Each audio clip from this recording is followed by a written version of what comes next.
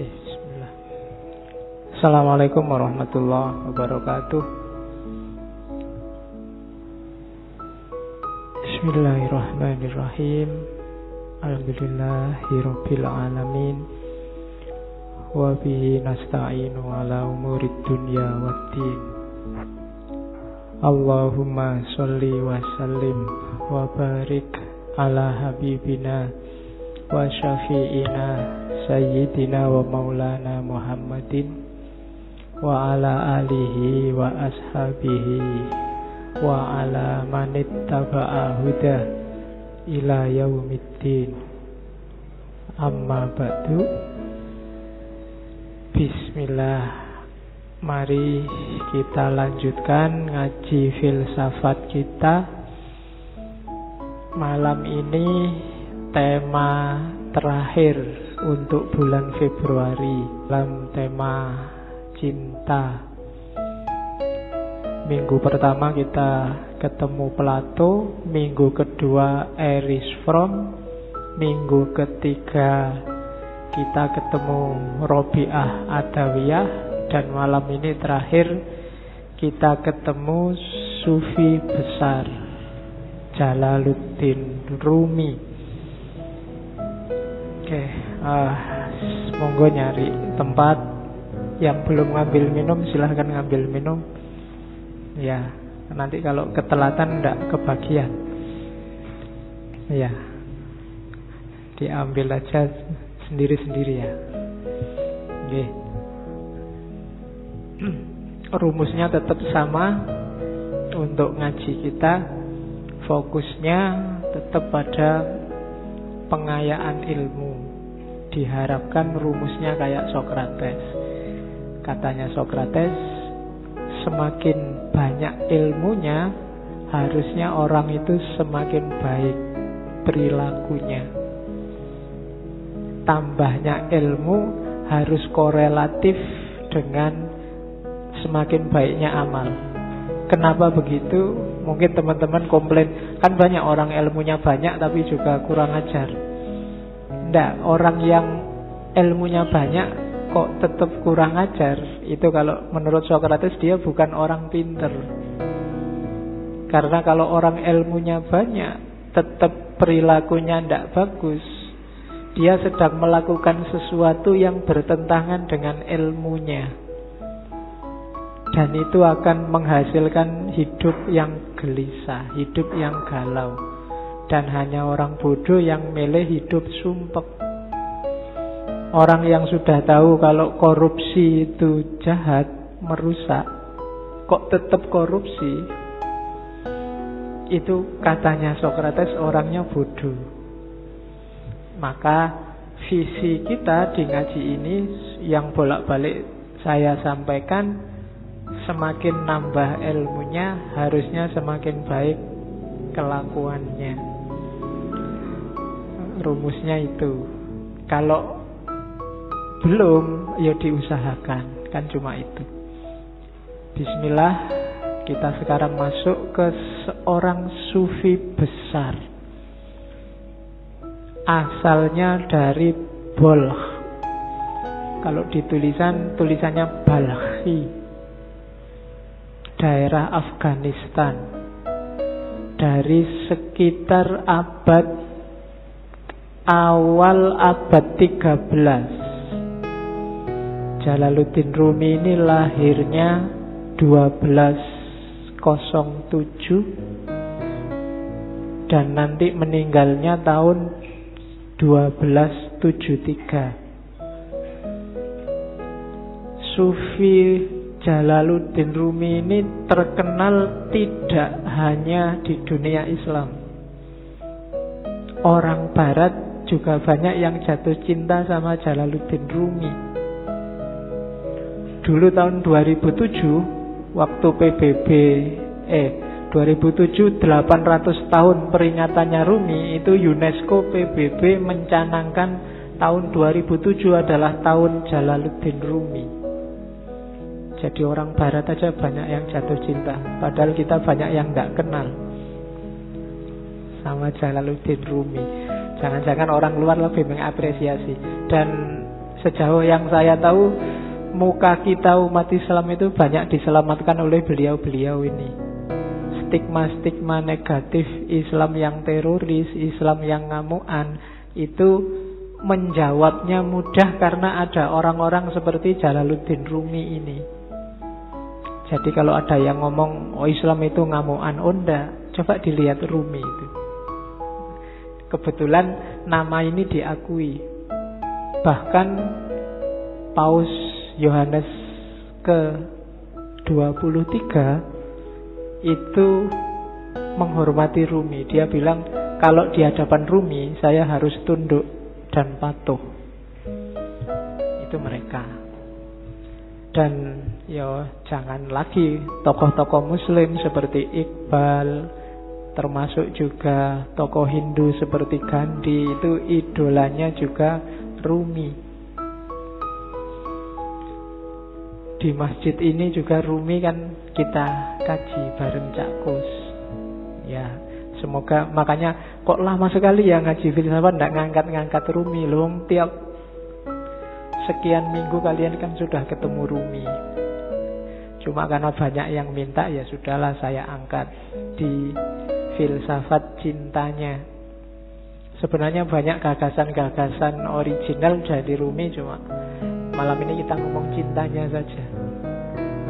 Rumi ini ayahnya sendiri itu seorang wali, seorang ulama. Gelarnya Sultanul Ulama. Namanya Syekh Bahauddin Walad. Aslinya dari Bah, Afghanistan. Afghanistan zaman dulu itu kan masuk wilayahnya Persia. Cuma waktu Rumi umur 3 tahun, Syekh Bahauddin Walad dan keluarga ini pindah ke Konya. Konya itu di satu daerah namanya Rum. Konya ini masih, kalau hari ini wilayah Turki. Makanya karena tinggalnya di daerah Rum, gelarnya, panggilannya Rumi. Asalnya dari Rum. Nama aslinya Jalaluddin. Nanti Jalaluddin Rumi ini sejak kecil sudah pintar. Bahkan begitu masuk ke Konya, beberapa tahun saat dia umur 7-8 tahun, sama ayahnya diajak sowan ke wali besar saat itu, Fariduddin Attor. Begitu Fariduddin Attor sama Rumi melihat Rumi ini saat itu berdiri di belakang ayahnya. Katanya Attor, lihatlah, lautan sedang datang. Dan di belakang lautan itu ada samudra. Jadi Sufi dan wali itu biasanya lebih ngerti siapa yang jadi siapa. Dan ramalannya Fariduddin Attor benar bahwa Rumi ini nanti melebihi ayahnya jauh. Setelah ayahnya meninggal, nanti Rumilah yang menggantikan ayahnya. Kalau zaman sekarang mungkin di pondoknya santrinya banyak, 4.000-an lebih. Sehingga dikenallah nanti Rumi dengan gelar Maulana. Maulana Rumi, tuan kami, tuannya orang Rum. Itu karena kepinterannya seorang Rumi. Jadi dia profesor pinter zaman itu.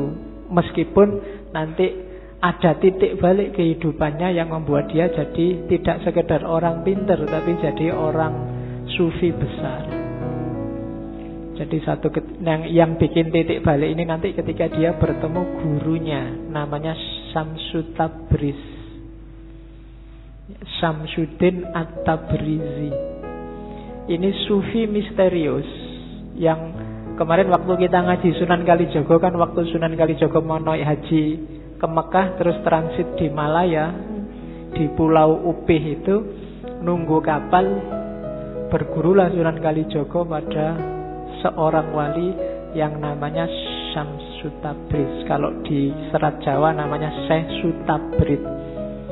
Syekh Sutabrid ini dimungkinkan wali pengembara Syamsu Tabriz ini, meskipun ada beberapa kritik termasuk tidak sinkron tahunnya, tapi bisa jadi juga.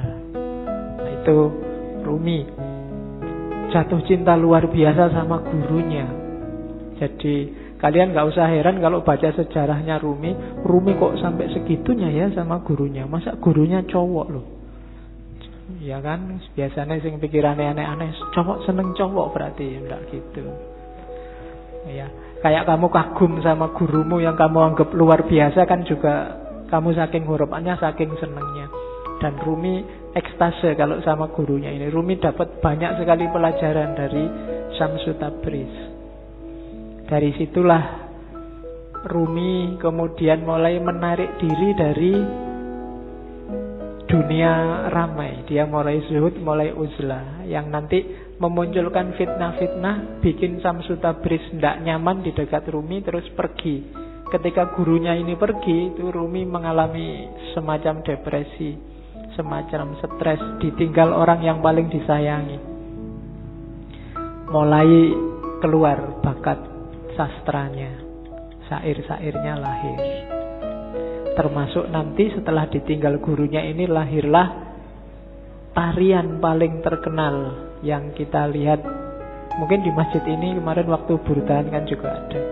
Orang barat menyebutnya whirling dervish, sufi berputar, yang gambarnya orang muter-muter cepat sekali itu.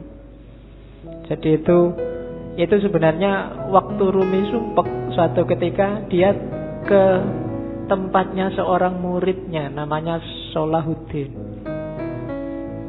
Salahuddin ini pandai besi. Jadi tukang besi yang biasanya nempa besi itu. Nah, dia merenung di situ, termenung.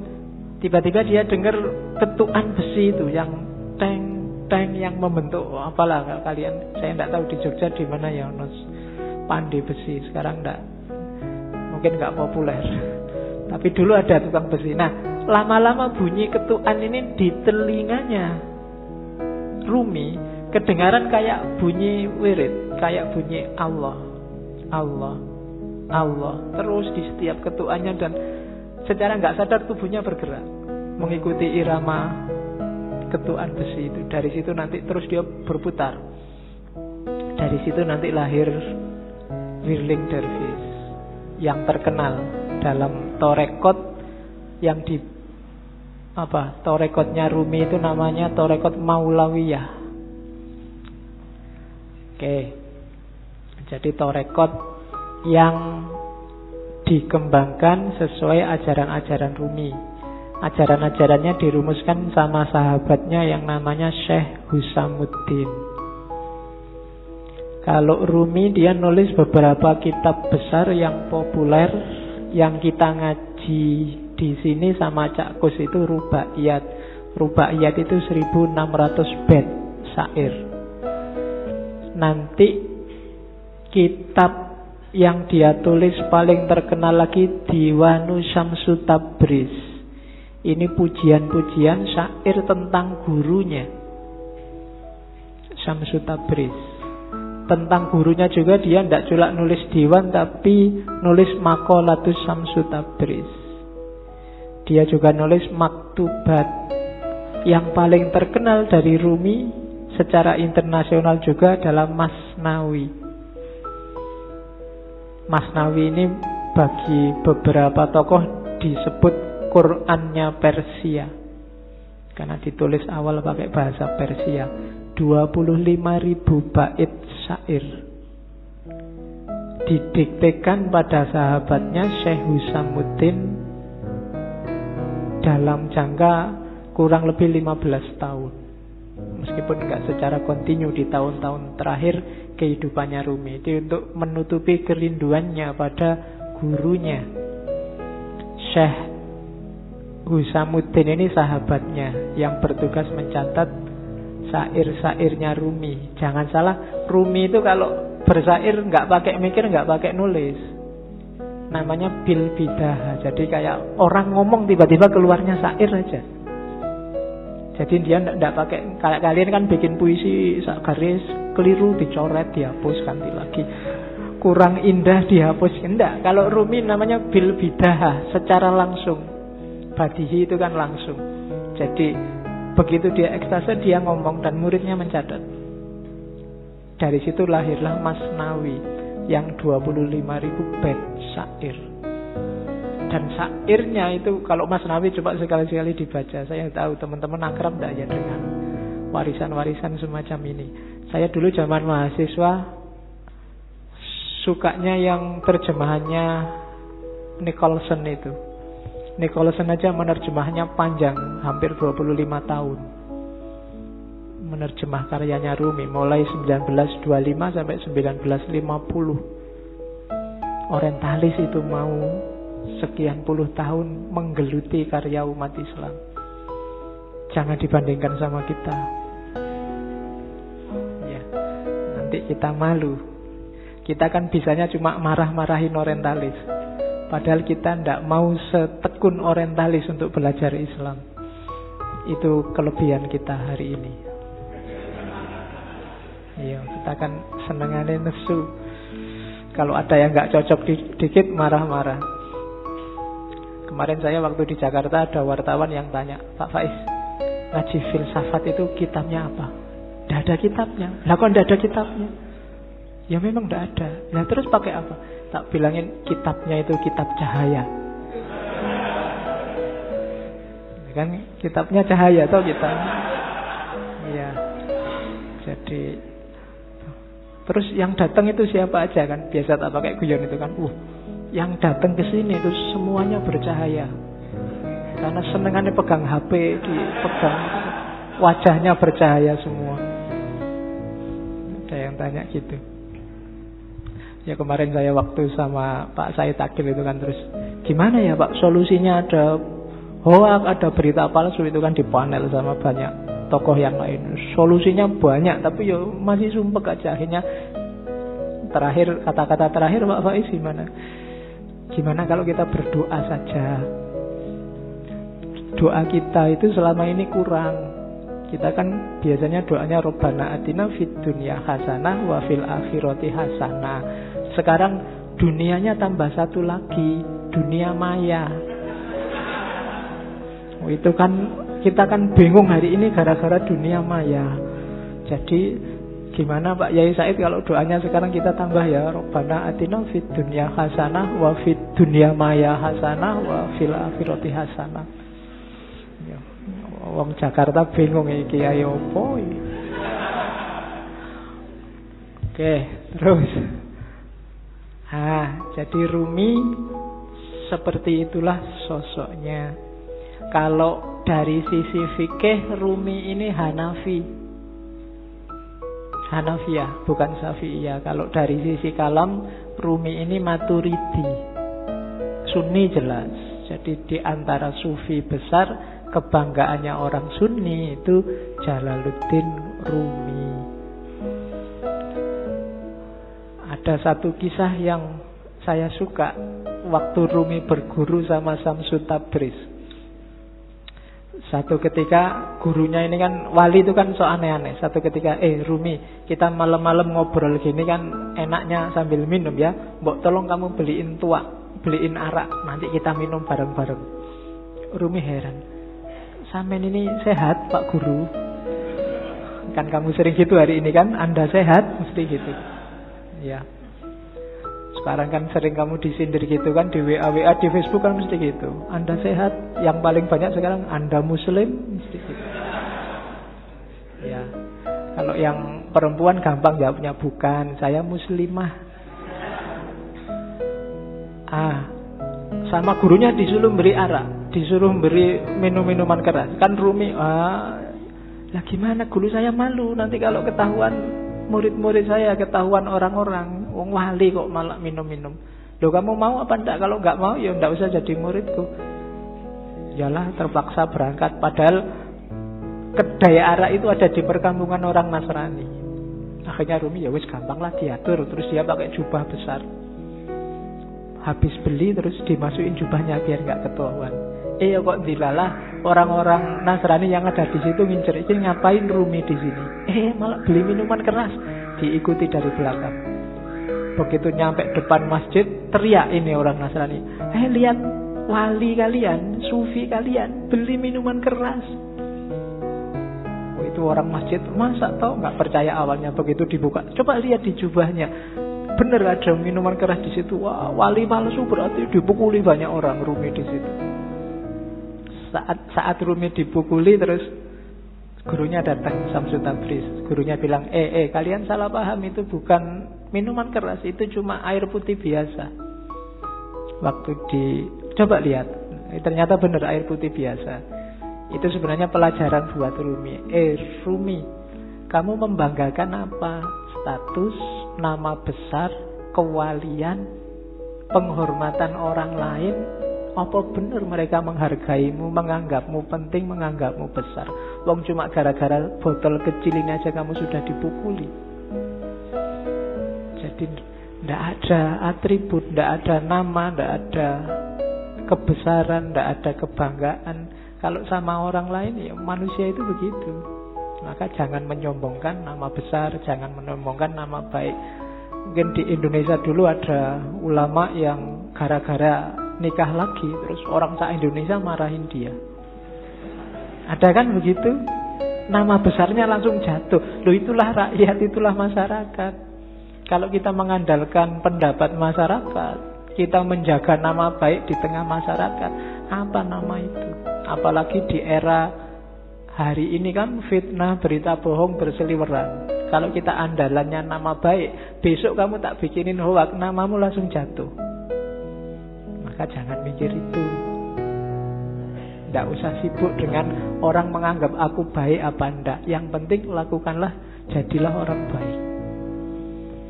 Tidak usah mikir benar enggak aku baik, orang melihatku baik. Ada kebalikannya, aslinya kamu jelek tapi kamu pingin dianggap baik. Itu nanti yang disebut pencitraan. Nah, oke. Wong kamu foto aja kan, foto itu kan harusnya nggak menipu. Tapi kan kamu cari aplikasi sekiranya wajahmu bisa kelihatan cakep kan gitu. Foto dari depan jelek, dari samping dari samping, kan sering-sering begitu.